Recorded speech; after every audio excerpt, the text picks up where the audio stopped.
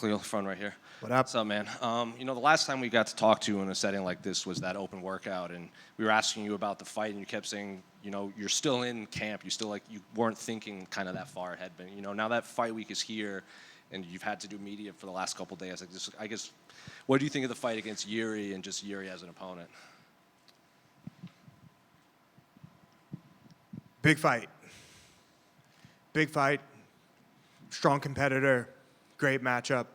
Exciting matchup. Succinct. Your fight against Alex, you had him scouted out pretty well, and then Jamal, I know you were kind of going in there maybe a little limited, but it seemed like you had him scouted out well too. I guess the narrative surrounding Yuri amongst fans and probably a lot of us is he seems very unpredictable in there. So I guess when you're watching him fight, is he that unpredictable, or when you're kind of breaking him down, do you see kind of methods to the madness of facing Yuri? In short, I see methods to the madness, but it doesn't take away the fact that, he can be very unpredictable. How does it feel to be able to fight on a pay-per-view here in Las Vegas? I know the last few times you fought here, it's always been like Apex cards. Yeah, it's interesting, definitely. Especially from, fighting at the Apex multiple times in a row. And now I'm here fighting in front of the, local crowd. It's going to be cool.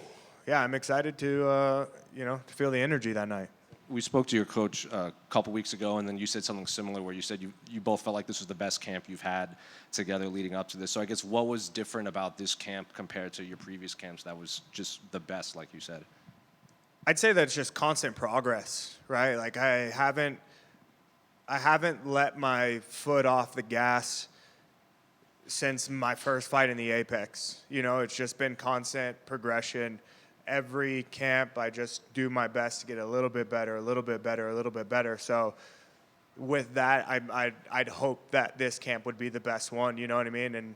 And not one in the past be better. You get me? You know what I mean? So I think that's all it is just consistency and effort. How's it been able to be peaking with Merab at the same time in camp, just watching his preparation for his title fight? Oh, it's been interesting. Yeah, Merab is a different animal. Sometimes I watch Merab and I just really don't understand where the energy comes from. I'm like, I just watched you do 6 rounds yesterday. How the hell are you here doing 6 more the next day and still able to go out and do everything that he does? So the guy's a massive ball of energy. It's pretty inspiring to be around, honestly. Because there's just not many that are like Merab. I think I saw a video on your YouTube channel where you said you like watching people train because you can always take he throws maybe a leg kick differently or he hits pads differently. What are you taking away from Merab, or is it just kind of like an energy thing from just being around him? I like Merab's adaptability, man. He has a great ability to adapt in the cage, and if one style is not necessarily working for him, then he'll mix it up and do something that's a little bit more effective. And his approach. So it's been great, yeah. And then just last one for me. When we spoke with John, he said that he can't imagine a world this goes to the judges' scorecards. And if it does, it's going to have eyeballs hanging out, broken limbs, and everything. So is that kind of what you're expecting against Yuri, too? Just kind of like an all-out kind of violent fight in there? I hope not. I'm ready for whatever. Honestly, everything right now is lighthearted, everything, but I'm prepared for whatever. I think that after that Alex fight, I proved to myself how far I can go and how far I'm willing to go if the fight goes there. You get what I mean? But am I praying for this violent, bloody match? Absolutely not. That's yeah. So if it goes there, it goes there. Can it go there? Absolutely. And I'm prepared. Absolutely. Is it weird when we ask questions like that? Is this 100%. You're like, hey man, why are you trying to put this out there? No, I think it's just you guys ask questions that I don't necessarily think about. So answering them on the spot sometimes it's like, yeah. But all good, yeah. Here, Khalil. Another one to put you on the spot a little bit. You enter this fight tied for the most knockdowns landed in light heavyweight history with Chuck Liddell and Shogun Hua. Shogun hasn't got one since December 2018. Chuck Liddell's last UFC knockdown was in 2006, so that record has stood for a very long time. If you got a knockdown in this fight, get to 15, what would that mean to you to be the record holder in this division? Oh, it would be amazing. I love that. You know, like when I heard the first time that I was like, I think I was like right behind Chuck, and I think the knockdown against Jamal or something like that kind of helped the numbers go up. I thought it was cool to be mentioned amongst a Shogun Hua and a Chuck Liddell, and then to like, you know, even surpass that. That would be great. That would be something that that I'd be proud of, and yeah, it would mean a lot to me. It's probably like a better post-career question, but to sit here now and be in there with some of the greatest strikers, not only in this division's history, but the entire sport, can you even like put yourself in the shoes of what that means to you?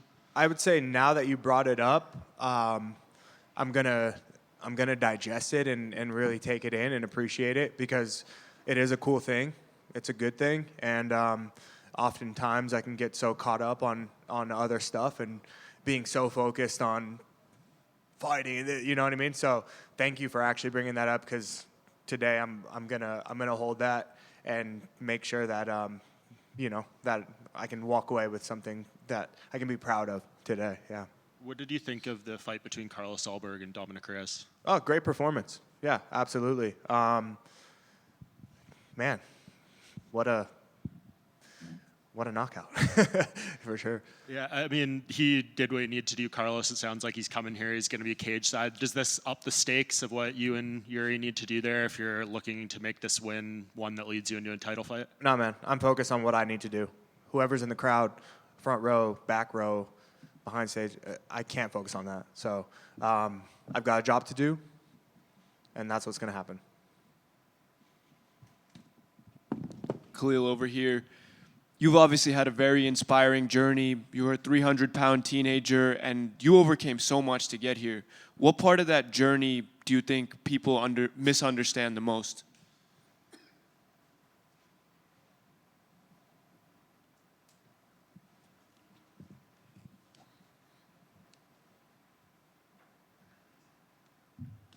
I think based off of like messages and responses and things that I've gotten from people, I think that there's like a misconception that like now I have the answers and that I can help. You know what I mean? Like I get so many messages from people asking me, what's the solution? I'm getting into MMA. What advice would you give me? All this. And like, as bad as I want to help, I really don't have the answers. Like, I'm still on a journey myself. The only thing that I can really do is lead by example. And, you know, whether it's the things that I say or if I post on my YouTube or like whatever, you know, whatever I share authentically, hopefully it continues to, you know, kind of give people that like guiding light, you know, but like to have like solid answers, because that's where I come from and this is where I am now. I really don't have them, especially because all of our lives and circumstances are so much different. So, you know, if that answers your question, like the biggest misconception is that, you know, I have the solution. And I really don't. I'm figuring it out still. Appreciate the honesty. So what are you currently working on right now for your mental and physical health, since we're all a work in progress? I think balance is really hard to achieve, you know? Balance comes in, you know, balance like in different ways, you know, whether it's like anger and sensitivity or like fun and work, you know, just like within relationships, within career, within, you know, food, just all that stuff. I've been really trying to find like a healthy balance, and it's been working. Like I feel like I'm on a good track right now, just based off of how I feel physically. The mental ups and downs are not as steep right now, and I would say that that's kind of the place I'm in. Is I've experienced a lot of highs, I've experienced a lot of lows, I'm still me, so they're still there internally, emotionally, and I'm just really trying to figure out how to kind of like even out the wave versus like this, like the extremes, because I can be very extreme, and just really trying to like, you know, stay within that middle ground of balance. Thank you. Yeah. Khalil. Yep. Straight up. Hey. Talk. To follow up on that a little bit, you were featured in GQ talking about Yeah. masculinity and just what it means to you, here in 2025. Just wondering, one, it was a very enlightening article, but two, did you get some more feedback? Because obviously that reaches a ton of people not in the whole UFC MMA bubble, and just what feedback did you receive from people who read it? I received some good feedback, yeah, from some mentors, from some other men in my life who were like, oh man, that's really cool. Like I would have never known that had I not, read the article. I think it was a good chance for me to open up on a different platform, because I don't think that UFC fans necessarily care too much about a lot of the stuff that I have to say. I hear sometimes, I read sometimes that maybe I'm too emotional or this and that. And I understand that it's like, no, it's just not maybe the right audience. You get what I mean? Like most UFC fans are, they want to watch us fight. They want to see, kind of full masculinity. If we looked at it on a spectrum, they want to see full masculine. So the GQ article was nice to kind of reach out and share, who I am and what I believe and what I think with a broader audience. And it was cool. Definitely like a bucket list thing as a man to be, featured in GQ. And yeah, it was really cool. And I can't wait to do more. Yeah. I asked this one a little bit for your reaction. In the event that this fight with you and Jiri does turn into a bloody battle, what is the plan for your skincare routine? Because we've learned that it is a very big part of your life through the embeddeds and all that. Dude, honestly, I have no idea what the plan will be after that. I mean, it's probably going to be plastic surgery, dude. I don't think that there's enough serums and, and oils and stuff that are really going to, fix big scars. So I don't know. I'll answer that after. Hopefully, I'm not in that state. Thank you. Yeah. Khalil, right here. Yo. I have maybe stupid questions, but watching the embedded before the fight, UFC made a vlog, and I seen you were playing with the cats. Yeah.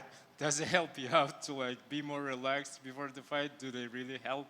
You have 3 cats, I believe? Yeah, I have 3 cats. 2 of them we brought over from Thailand. During COVID, I was in Thailand, and my wife and I adopted 2 cats and brought them over. And then on my birthday 2 years ago, I went and adopted another one. So the collection is growing. Nice. But yeah, I have a deep connection with my cats, man. They're so sweet.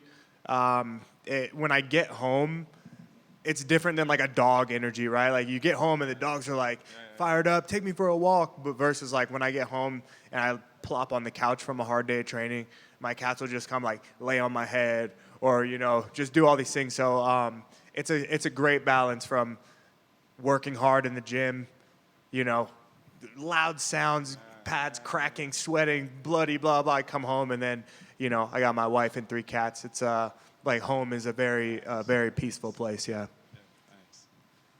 Quick Yo. one for Khalil. Thank you for taking the time. Yeah. Speaking of balance, we've seen you main event with Jamal. We've seen you fight for the belt in Utah with Alex. A little bit of maybe about, is it a good thing to downshift, home field advantage, 3-round fight? Does that kind of tweak things a little bit in a positive? I think that, so if we're like speaking about balance, this has been such a contrast to the Baku fight against Jamal, because for one, we traveled very, very far to get there. And once we got there, I mean, fans in the airport, fans everywhere. The fan energy was through the roof for 2 weeks straight because I was there for a really long time. What else? Everything was new for me. I'd never been to Baku before. There were so many new things to experience, new food, new culture, everything. So the excitement, everything was like really high. It was at the peak. And now that I'm home, everything's been same routine every day. You know what I mean? Like, there's no fans walking the streets looking for UFC fighters, all of that. So, I mean, to have this like crazy excitement of Baku and crazy energy to like now I'm at home and it's very like mellow, you know, super mellow. So when I talk about balance, I'm trying to, because of the contrast, it's I'm like, I want to feel excited, but I'm at home, it's mellow. So how do I hype myself up, you know? But overall, it's good, and I think on Saturday night, we've got no choice but to feel the energy. I feel like T-Mobile Arena is going to be electric that night.